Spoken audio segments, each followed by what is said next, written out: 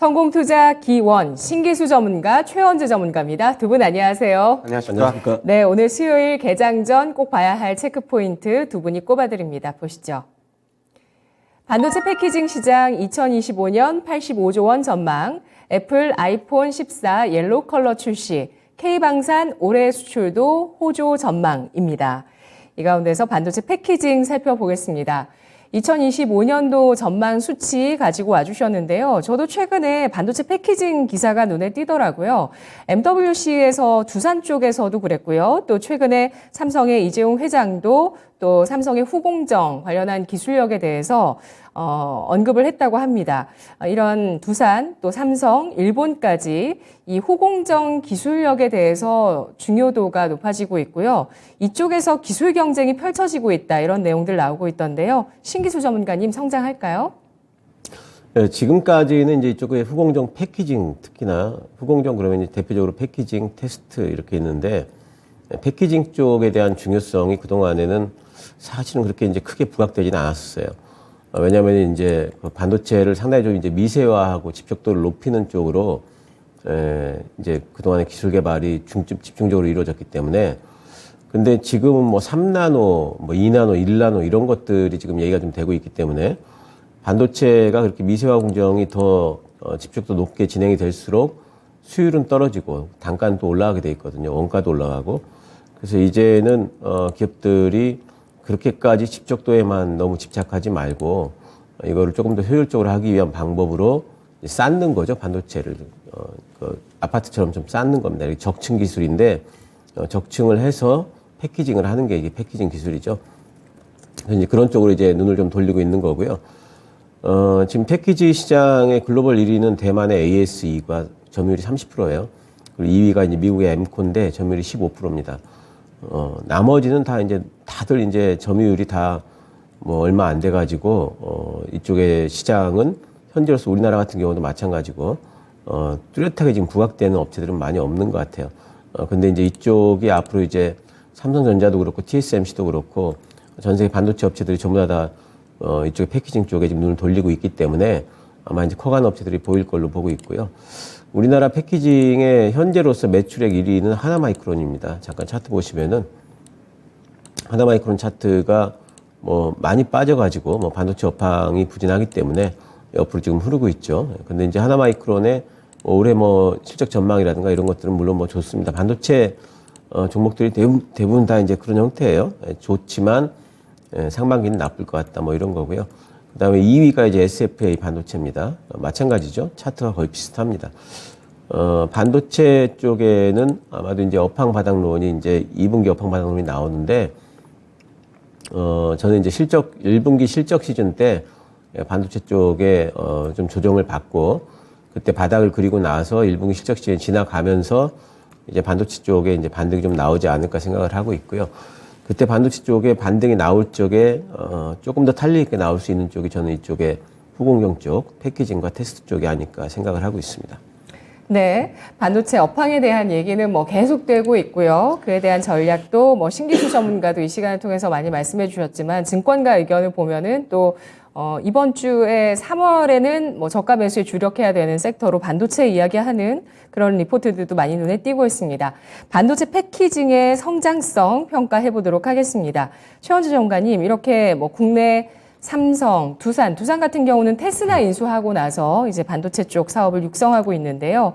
일본, TSMC, 인텔 등이 후공정에 투자를 하고 기술 경쟁을 한다는 점에 대해서 어떻게 보십니까? 뭐 국내 업체들 같은 경우에는 뭐 경쟁 체제는 뭐 지속되어 왔기 때문에 뭐 그런 거는 저는 뭐 더 경쟁이 심화된다 그렇게 평가한다기보다는 역시 앞으로 반도체 업황이 반도체 소부장주들에게는 더 중요하지 않나 그렇게 보고 있습니다. 네. 최근에 이제 반도체 죄송합니다. 2분기 바닥론이 나오면서 주가가 상승하면 했는데 최근에 좀 조정받는 모습이죠. 최근에 뭐 재고 물량이 예상보다 더 빠르게 늘고 있다. 뭐 그런 것 때문에 좀 그런 것 같아요.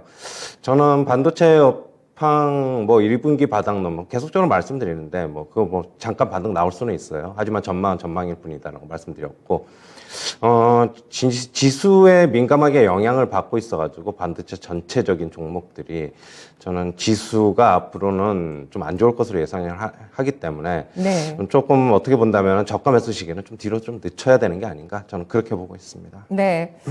저가 매수 시기를 늦추면서 업황의 바닥 확인 과정은 확인하고 대응해도 늦지 않다는 말씀. 아니요, 저번에도 이제 말씀드렸는데 똑같이 이제 저번에 이제 질문하셨는데 반도체 경기가 돌아서고 뭐 1분기, 1개분기 업황이 돌아서고 적어도 2개분기는 돌아서야지 이제 완전히 돌아서는데 그거 확인하고 대응하면 주가는 이미 상당 부분 올라 있어요. 그럼 그렇다고 본다면 일단은 좀 많이 빠지면은 저가 매수에 미리 가담을 해서 어떻게 보면 전망에 나오고 뭐 실제로 돌아설 때 파는 전략도 저는 괜찮다 그렇게 보고 있습니다. 네. 반도체 소부장 중에서 그래도 생각보다 또 잘 가는 쪽도 있거든요. 네, 그런 쪽보다는 가격 매력을 보여주는 쪽에 대해서 관심을 가져야 된다는 말씀이시죠. 죄송합니다. 일부 종목들이 강세를 보이고는 있는데 네. 지수 하락하면 저는 못 버틴다고 전 보고 있어가지고 지금 굳이 따라갈 필요는 없어요. 뭐 가령 예를 들면 어제 이제 그저께 목표가 도달했다 HPSP도 있는데 따라갈 필요는 없고 굳이 이제 내려오면은 미리 올랐던 종목들 같은 경우에 빠지면은 다시 한번 뭐 주도주가 될 수 있다. 그렇게 본다면은 저가 매수 기회 올 때까지 좀 기다려보자. 저는 그런 관점입니다. 알겠습니다. 반도체 업황의 바닥 확인 과정에서 1분기 실적 시즌 발표 전후로 해서 반도체 가운데서 특히 후공정을 주목해서 보자는 신기수 전문가의 의견이 있었고요. 최원재 전문가는 뭐 추세를 보여주거나 반도체주 뭐 하락하는 종목들 그 가운데서 일단 좀 충분한 가격 매력을 보여주는 쪽이 더 중요하다는 관점을 제시하고 있습니다. 두 분의 의견 약간 다르죠? 두 번째 이슈 알아보도록 하죠. 두 번째 이슈는 오늘 최원재 전문가의 이슈, 방산 가지고 와주셨는데요. 올해도 수출 호조 전망입니다. 네, 방산주. 최근에 위성주는 좀 잘 가고요. 방산주는 뭐 큰 시세는 보여주지는 못합니다. 어떻게 보십니까? 큰 시세 보여주지 못하는데 최근에 방산 관련 뉴스가 조금 빈도수가 좀 나오는 게 좀 증가하고 있어요. 그렇게 본다면은 단기적으로는 좀 모멘텀은 형성될 수 있다. 저는 그렇게 보고 있고요. 지금 수출이 우리나라 국내 방산업체들 같은 경우에 작년 수출을 지금 넘어설 것으로 보고 있어요. 지금 지난해 실적을 넘어설 것으로 보고 있는데 올해 이제 호주하고 노르웨이, 루마니아, 핀란드, 사우디아라비아 등과의 이제 대형 수출 계약이 지금 이어질 가능성이 지금 커 보입니다. 결국에는 수출과 수주 잔고가 늘어나면서 세계 무기 시장에서 국내 방산업체 점유율도 큰 폭으로 좀 상승을 하고 있고요. 지금 국내 방산업체들의 수출 증가는 결국에는 글로벌 군비 경쟁이 가속화되고 있고, 그다음에 우리나라 무기들이 가성비가 높습니다. 그럼으로 인해서 많이 주목을 받고 있는 것으로 보고 있고요. 그리고 이제 미국 같은 경우에 죄송합니다. 최근에 이제 우크라이나에 이제 무기 지원을 해 무기 창고에 이제 무기를 다시 이제 복원해야 하는 작업을 해야 되는데 자기네 자체적으로 생산을 하면서 무기 창고에 빨리 복원을 하기에는 시간이 많이 없단 말이에요. 그러면 국내 방산업체와 협력을 강화할 수도 있다. 뭐 그런 전망도 나오고 있습니다. 실제로 미국 국방부와 지금 한국 방산업체 간의 탄약 수출 협상이 좀 진행 중인 것으로 알고 있고요. 관련주 좀 봐야 되는데 하나에어로스페이스부터 먼저 좀 보겠습니다. 하나에어로스페이스 보면은 최근에 우주 관련 테마 같이 붙어가지고 다른 방산주와는 틀리게 계속 신고가, 52주 신고가 계속 나오고 있고요. 역사적 신고가는 10년 전에 12만 원입니다. 월봉 차트 보시면은 일단은 거기까지 갈지 안 갈지는 모르겠는데 이제 월봉으로는 뭐 계속적으로 상승할 수 있다라고 보고 있고, 지금 하나에어로스페이스 같은 경우는 호주, 핀란드, 루마니아와 이제 수출 계약 체결이 좀 기대가 되고 있고요. 한국항공우주 보겠습니다. 주가는 다른 방산업체가 대부분 다 이래요. 지금 LIG 넥슨도 그렇고, 현대로템도 그렇고, 한국항공우주도 그렇고, 못 가고 있는데, 지금 콜롬비아 수출을 논의 중인 것으로 알고 있고요. 현대로템 같은 경우에는, 노르웨이와 지금 이집트, 지금 수출 논의 중으로 알고 있습니다. 그 다음에 뭐 LIG 넥슨도 한번 잠시 보시면요.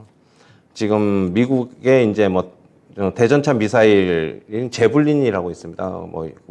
지금 LIG 넥슨은 형공을 생산하고 있는데 제블린의 대체용으로 좀 쓰일 수 있다라고 얘기를 나오고 있는데 지금 제블린이 우크라이나에 지원을 해주면서 재고 부족 사태가 나오고 있어가지고 수출이 좀 기대가 되고 있습니다. 가격도 제블린의 3분의 1입니다. 뭐 가성비도 좋고요. 그다음에 풍산을 좀 봐야 되는데 풍산이 최근에 주가 상당히 괜찮습니다.